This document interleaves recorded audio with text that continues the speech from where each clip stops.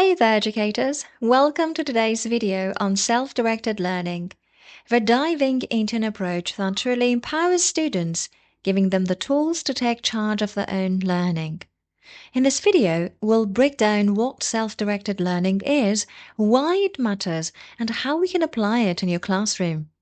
Plus, I'll share some actionable strategies that will help you guide your students to become confident, independent learners. Ready? Let's jump in.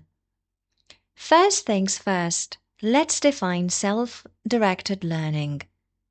Simply put, it's when students take the reins of their own education. They set personal goals, create timelines, and dive into research that sparks their curiosity.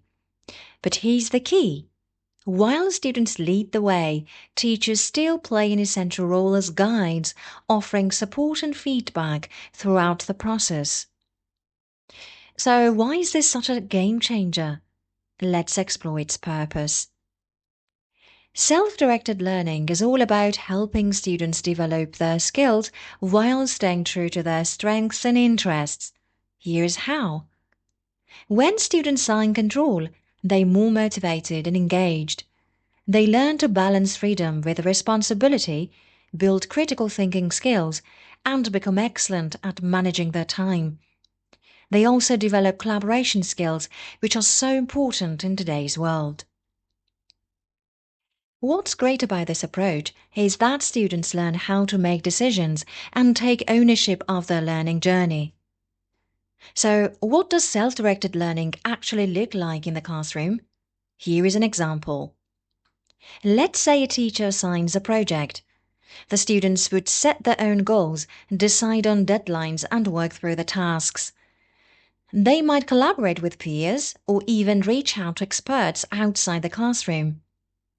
Once the project is complete, they reflect on the progress and the teacher provides feedback for future improvement. As you can see, it's all about taking initiative and owning the learning process. Now let's take a closer look at some of the benefits of this approach. There are so many benefits to self-directed learning, so let's break them down. Personalized learning.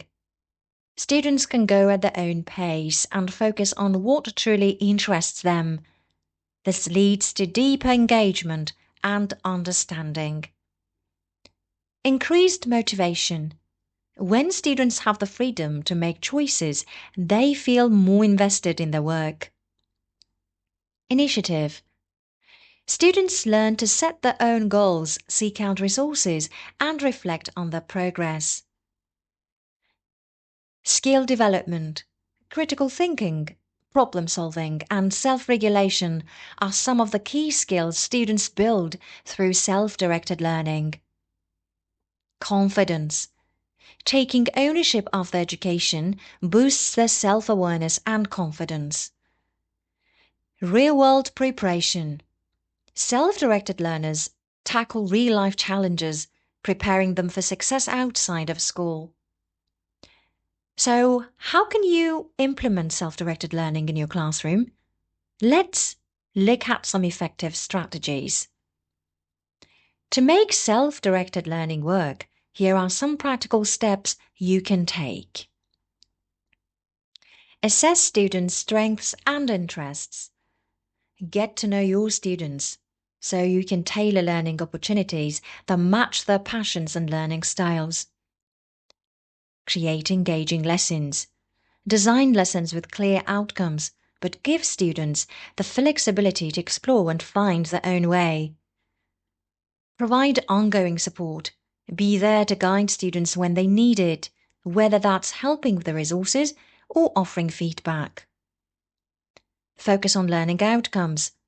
Emphasize the importance of what students should learn rather than how they do it. Encourage responsibility. Let students take responsibility for their work, helping them become more independent learners. But let's take it a step further. Now let's dive into a 6-step process to help your students become true self-directed learners. Here is a detailed 6-step process to help guide your students. Develop goals for study. First, students need to set clear, specific goals. These goals should be SMART. Specific, measurable, achievable, relevant, and time-bound. When students have clear goals, they stay focused and motivated, knowing exactly what they're working toward. Outline assessment. Next, students decide how they'll assess their progress. This could be through self-assessment, peer reviews, or teacher evaluations. Having clear assessment criteria helps students understand what success looks like and ensures they stay on track. Identify structure and sequence of activities. Students need to outline the activities they'll need to complete in order to reach their goals.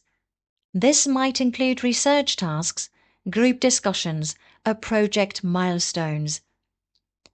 A structured plan keeps students organized and helps them stay focused on the bigger picture. Lay out a timeline. Setting deadlines for each activity is crucial. Students should create a timeline that breaks the process into manageable chunks. Timelines help students prioritize their tasks, stay accountable, and make steady progress. Identify resources. Students need to identify the resources that will help them achieve their goals, whether that's online articles, books, or even interviews with experts. Knowing what resources are available empowers students to take initiative and dig deeper into the subject matter. Locate a mentor or faculty member for feedback. Lastly, students should find a mentor or teacher to guide them throughout the process. Having someone to give feedback and advice is invaluable when they encounter challenges.